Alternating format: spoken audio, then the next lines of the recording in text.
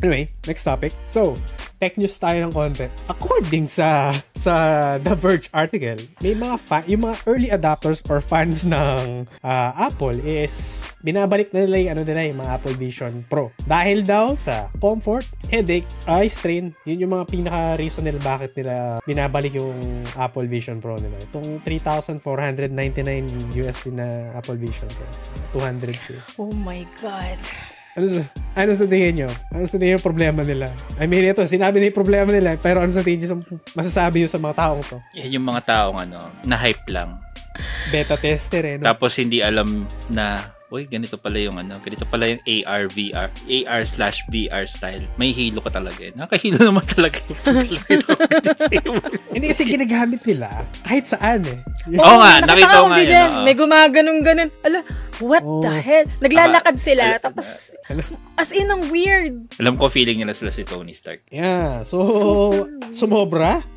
Hindi pa siya komportable. Meron pa May mas malala pa mga besides sinabi kong mga initial na problem, reason ba't nila binabalik. Kinoko yung mga anecdotes nila at saka yung iba mga comments dun sa article. So first si Parker, Ortolani. Peter. Hindi si Spider-Man. Peter Parker ba? Si Peter. Product manager siya sa The Verge. Bilhin niya yung headset kasi nag-burst yung blood vessel niya sa mata. Anong ginagawa niya? So, nagkaroon daw ng blotch. Hindi kasi, kailangan mong di ba? Lumilipat yung yung eyeballs mo. Sinusundan mo. Oo. So, I think na-strain yung niya. Dami niya kasi pinapanood Kasi tatlo sabay-sabay Oo. What the hell? So, nagkaroon ng botch na blood vessel doon and then nag-burst na siya doon sa kanyang mata. Kung gano'n yung pa-experience mo, goddammit, nakakatakot to. Pero, totoo kaya yun na feeling ko naman baka sobrang namang higpit din nung ewan ko. Pero kasi to product manager siya sa The Verge So, I think, reputable naman silang source. Although may pagkabias sila sa regards sa politics, reputable naman sila tungkol sa technology. Tsaka wag niyong papanoorin yung yung how to build a computer ng The Verge. Yun yung infamous video nila. So, ano pa ba? Yung iba naman sa Twitter, ito yung mga sabi nila, uncomfortable daw, na-strain to yung mata nila, mabigat siya. Kasi dalawang strap nun Yung isa yung meron na normal, and then yung strap na parang yung mahal. Yung mahal, yung masarap to sa pakiramdam ng strap. And then yung isang strap is yung parang sa MetaQuest, yung meron sa pulo na may strap. Yeah. So kahit anong strap na gamitin mo, pa rin daw. Hindi pa rin daw komportable. Yung isang reason bakit niya binalik. And then majority, other users nag-report sila din ng eye strain, tapos yung iba motion sickness while wearing the headset. So nakakahilo. Gagan sila. Tapos doon makikita yung pinapanood nila doon sa suka nila. Magbonamin kasi kayo, guys. So, bibili kayo. Si Shell, di ba? Bibili ka, Shell? Hindi ako. Shell, go. Kwento mo na lang kami kung nasuka ka rin ba or something. Hindi ako bibili ng ganun. No. Ang mahal kaya. Pero... $200K pesos. No. What is money? Only paper. Ayaw mo yan, naglalakad ka na nakaganon. Gumaganon ka rin. Weird nga, nakita ko yung mga... Feeling ko dito hindi tatagal sa'yo, kukunin nila Sakto. Sakto yun, Shell. Di ba pagka mahilig ka mag-jogging, nag-jogging ka na ganyan. Gumaganyan-ganyan ka. Ayaw mo yan, bibilis takbo mo. Gumaganyan-ganyan. Kaloka yung ganun. Ang weird. Bibilis takbo mo. Mas may inspire ka. Oo. Pagka, ate, ano yan? Ate, ano yan? Ate, ano yan? Tatakbo ka na lang nun, no? Pero basta sobrang weird yan. Nung nakita ko nung actual na ginagamit meron nila. Meron ba sa Pinas? Wala pa, no? No, sa ibang bansa ko yun nakita. Sa sa Instagram ko yata nakita yun. Yung mga gumagamit. Like, naglalakad sila, tapos gumaganong-ganon sila. Tapos basta super weird tignan. Ay, wait lang, may maingay dito. May nakita akong meme, kumuha siya ng totoong apple, dinikit niya sa mukha, tapos naglalakad siya. Yun yung Apple Vision talaga yun. Apple Vision talaga yun.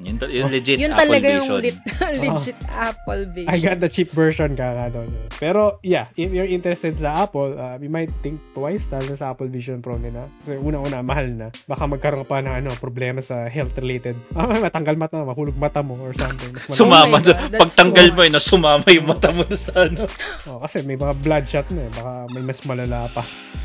Pero to be honest, gusto ko siyang ma-experience pero hindi ko siya diba? bibilin. Shell talaga Experience lang. Gusto ko lang matry. Pa-experience lang. Pa-experience lang. Parang gusto ko lang matry na kung paano siya gamitin and all. Kung totoo nga yung sinasabi nila. Pero feeling ko, based pa lang sa nakita ko, mabigat nga siya. Pero yun, I will not buy this gadget. Sabi nga dito, pabili ka daw kay Pilot. What the hell? What the hell? Sino nagsabi? Pilot. Tapos maganda na siguro panoorin si Sora. Hindi. Sasabihin ko sa'yo bakit hindi. Malabo. Kasi, Sora, nag-retire na si Sora bago pa lumabas yung mga 4K, mga ganon. So, hindi siya ganun pixelated. So, mosaic na nga, mamomosaic pa. Mababa yung quality. Hindi sila Blu-ray. Yes. Oh my Pero God. yun, yeah, that's all the topics we have. Go Sides. Dali. Wala, di pa ako naka-ready. Sorry. Ayun, so, yun. That's all the topics that we have for today. Kung meron kayong mga topic suggestions, feel free to leave comments or reach out to us. Sabihan nyo kami para check namin kung ma-research namin siya. If you'd like to support us, you can follow us, like, comment, or subscribe depending kung anong platform kayo nagpa-follow. Meron sa YouTube, meron sa Spotify, meron sa TikTok, di ba? Meron TikTok.